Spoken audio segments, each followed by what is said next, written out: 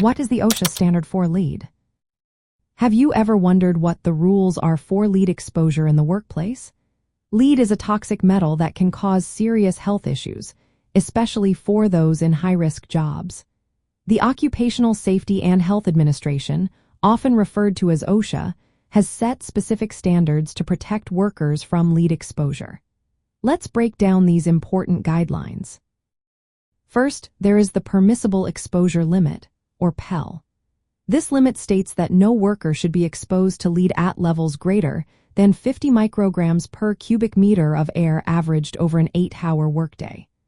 This standard aims to reduce the risk of lead poisoning and other chronic health problems that can arise from inhaling lead dust or fumes.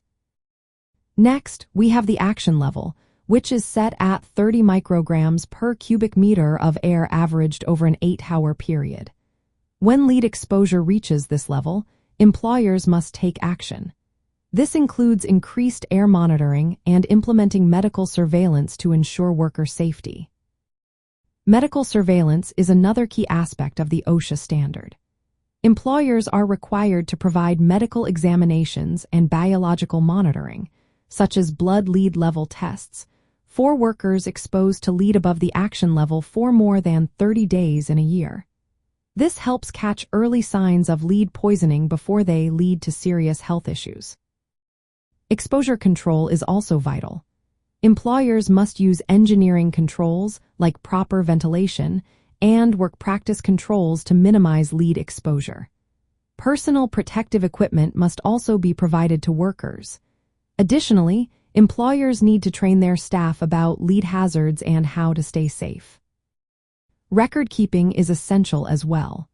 Employers must maintain records of exposure monitoring, medical surveillance, and training. They also need to develop a written compliance program tailored to the specific risks of lead exposure in their workplace. Recent updates to these standards, effective January 1, 2025, have lowered permissible exposure limits and action levels in some areas, reflecting new scientific findings.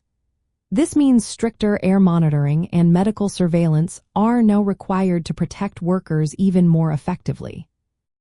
For those in odd or high-risk jobs, such as logging, deep-sea fishing, or storm chasing, lead exposure can come from unexpected sources. For instance, logging may involve old equipment painted with lead-based paint. Deep-sea fishing vessels might have lead components in their gear. Storm chasers could encounter lead dust while working around older industrial sites. Understanding and applying OSHA's lead standards is critical in these fields. Employers and workers must be aware of potential lead sources, conduct proper air monitoring, and follow OSHA's exposure limits and medical surveillance requirements to ensure safety. In summary, OSHA's lead standard sets strict limits on airborne lead exposure, requires medical monitoring, and mandates controls to protect workers from lead's toxic effects. These rules apply broadly, including to workers in unconventional or high-risk jobs where lead hazards might be hidden but still dangerous.